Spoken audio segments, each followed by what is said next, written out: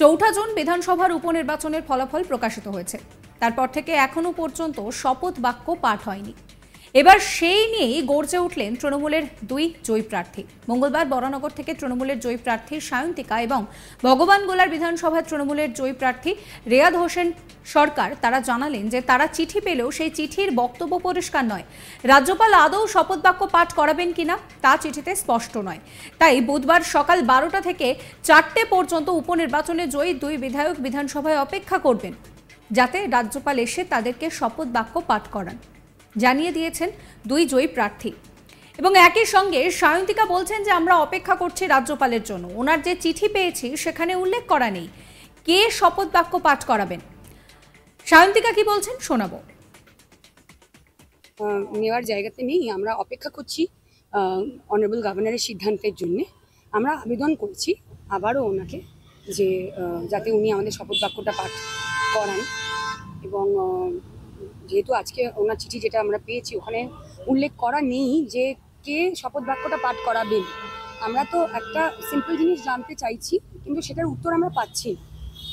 তো আবারও আমরা আবেদনই করেছি যে আপনি যদি আমাদের বিধানসভায় এসে অ্যাসেম্বলিতে এসে আপনি আমাদের শপথ বাক্য পাঠ করান। এবং আগামীকাল আমি এবং ভবনগোলার ইলেক্টেড এমএলএ বলতে পারবো কিনা এখনো বুঝতে পারছি না, শপথটা তো নিতে পারিনি দুর্ভাগ্যক্রমে। আমরা এখানে 12টা থেকে 4টে অবধি থাকবো, সমস্ত ডকুমেন্টস নিয়ে আমরা রেডি হয়ে থাকবো। এবারে ওনার ডিসিশন কি হবে সেটা আমরা বলতে পারবো না। আমরা রেডি আছি শপথ বাক্য পাঠ করার জন্য। আজকে এই আবেদনই করেছি যে আমাদের শপথ বাক্যটা যাতে পাঠ করানো হোক এবং একটা ক্ল্যারিটি যদি আমাদের দেওয়া হয় তাহলে ভালো হয়।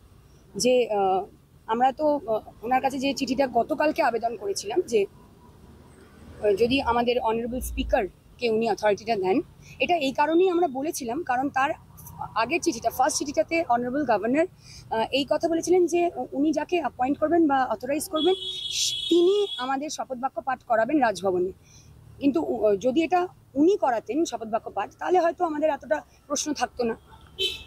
অন্য কাউকে উনি অ্যাপয়েন্ট করতেই পারেন, তাতে অসুবিধা নেই। আমরা আবেদন করতে পারি, আমরা সেটাই করেছি। আজকেও আমরা আবেদনই করেছি, কালকেও আবেদনই করব। যদির কথা তো এখন ভেবে লাভ নেই, যদির কথা নদীতে।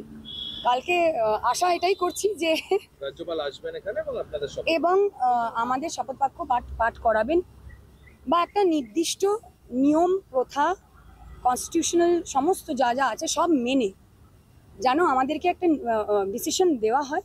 কারণ আমাদেরকে শুধু চলে আসতে বললে তো আমরা চলে যেতে পারি না, এটা তো আর আমরা ভিক্টোরিয়া মেমোরিয়াল ঘুরতে যাচ্ছি না, এটা একটা শপথ বাক্য পাঠ করা হচ্ছে। তো এটার মানে ডকুমেন্টেশন আছে, অনেক অফিসিয়াল কাজ আছে যেটা আমরা জানি না, যেটা অফিসের কাজ।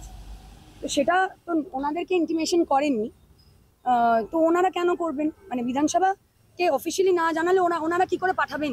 উল্লেখ করেছেন এবং নির্দিষ্ট সময়ের মধ্যে শপথ না নিলে আপনারা কি সমস্যায় পড়তে পারেন সে কথা উল্লেখ আছে, কি বলবেন?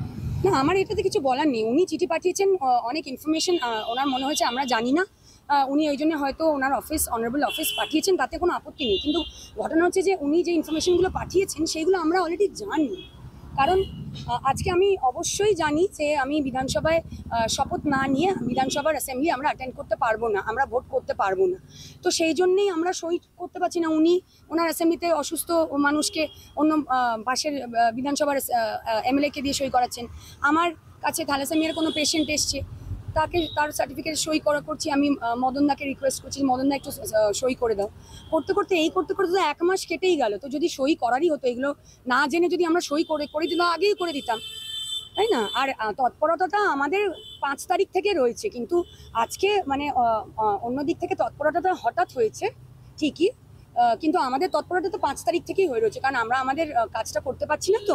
তো সেই জন্য এটা মানে আজকে হয়তো মানে সত্যি 1 মাস প্রায় হতে চললো। খারাপ লাগছে, এটা মানে দোষ হয়ে গেছে মনে হচ্ছে লোকের ভোটে নির্বাচিত হয়ে। আপনারা অপেক্ষা করবেন 12টা থেকে 4টে পর্যন্ত, এটা কি রাজ্যপালকে জানিয়ে দিয়েছেন চিঠিতে?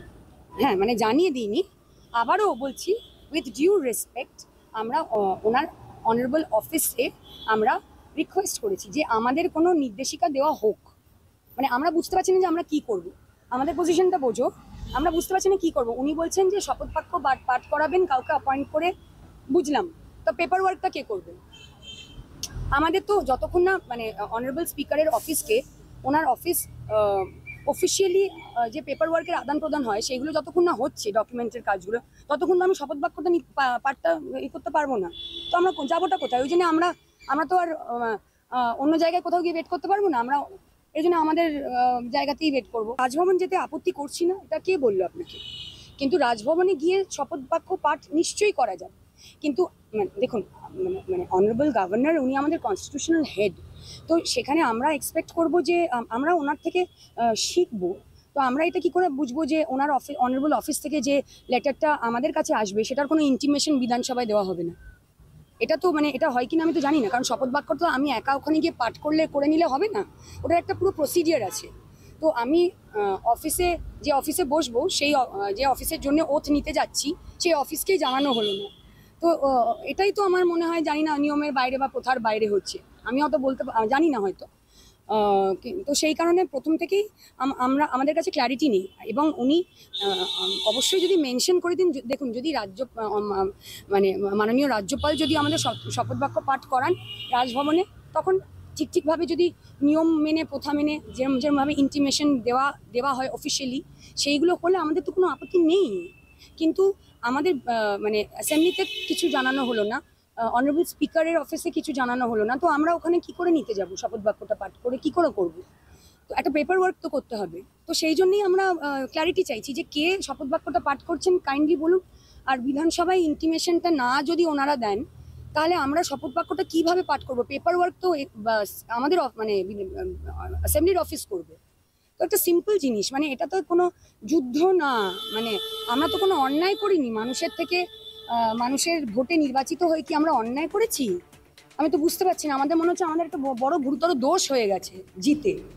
তো আমরা তো আমাদের কাজটা করতে চাইছি কিন্তু করতে পারছি না। তো মানুষে যে আমাদেরকে ভুল বুঝছেন, তো সেটা কি ওনারা মানে সাধারণ মানুষ তো এটা মানে এই জটিলতাটা তো বুঝবেন না, এবারে আমাদেরকে ভুল বুঝছেন, তো সেই দায়টা কে নেবে? অন্যদিকে তৃণমূলের জয়ী প্রার্থী রেয়াদ হোসেন সরকার তিনি বলছেন যে তিনি এত জটিলতা বুঝতে পারছেন না, মানুষের জন্য কাজ করতে এসেছেন। কি বলছেন তিনি শোনাবো। দেখুন, আমি বিশেষ করে প্রত্যন্ত গ্রামের ছেলে, জটিলতা বুঝি না, সরলতা আমাদের মধ্যে বিরাজ করে। তো নতুন স্বপ্ন, নতুন উদ্দীপনা নিয়ে এসেছি, অনেক কাজ করবো মানুষের জন্য, মানুষের পাশে দাঁড়াবো। হ্যাঁ, মানুষের ভোটে জিতে এসেছি, পাশাপাশি বরানগর থেকে সায়ন্তিকাও এসেছে। তো আইনের জটিলতা। সাবস্ক্রাইব করবেন আজ তাক বাংলার ইউটিউব চ্যানেলকে।